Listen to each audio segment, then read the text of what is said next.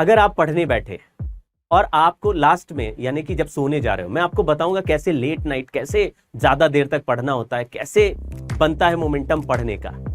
आप ना आज रात में कल का टाइम टेबल बनाना है और आइडियल मत बनाना, बहुत ही प्रैक्टिकल टाइम टेबल बनाना। मतलब अगर आप 5 घंटे पढ़ते हैं सेल्फ स्टडी, अगर 4 घंटे 5 घंटे करते हैं उतना ही बनाना। ऐसे नहीं कि हवाई बना दिया, कल मैं फोड़ दूंगा, कल मैं सूद दूंगा, कल मैं दुनिया उठा दूंगा, ऐसे नहीं करना है। आपको जो नॉर्मल लग रहा है कि भाई इस टाइम मैं उठता हूं, इस टाइम से इस टाइम तक हमको ये पढ़ाई करनी है, उसके बाद ये करनी है, ये करनी है। सुबह जिस टाइम भी आप उठते हो कोशिश करो जल्दी उठ जाओ, 6 बजे उठ जाओ, 5:30 उठ जाओ, उससे पहले मत उठो।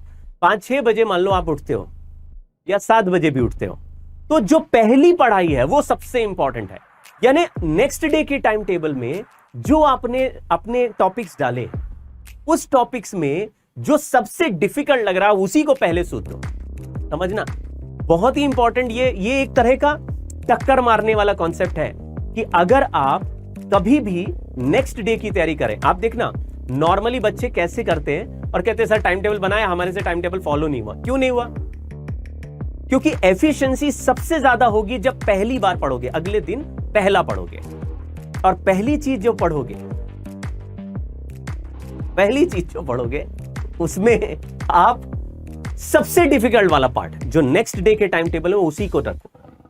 अगर सबसे डिफिकल्ट वाला पार्ट आपसे पहले में ही हो जाएगा तो आपका दिन आगे आपके कंट्रोल में रिलैक्स हो जाएगा। ठीक है? और जो सबसे इंपॉर्टेंट है वही पहले पढ़ना है। सबसे इंपॉर्टेंट और सबसे डिफिकल्ट वाला जो पार्ट है वही पहले पढ़ना है और इजी वाले पार्ट्स आपको बाद में पढ़ने। तीनों सब्जेक्ट में जो भी आपको लग रहा है कि भाई ये वाला असाइनमेंट सबसे ज्यादा चैलेंजिंग है और सुबह करना है मुझे, 3 सब्जेक्ट में ये वाला चैलेंजिंग लग रहा है, इसको हम पहले करें, फिर उसके बाद लेस डिफिकल्ट, उसके बाद। क्योंकि अगर पहला डिफिकल्ट वाला आपने आसानी से करा या पहला कर लिया क्योंकि सबसे ज्यादा जोश है, तो फिर थके हाल में यानी कि बाद में जब माइंड थक भी जाएगा, इजी वाले बाद में आराम से कर लोगे।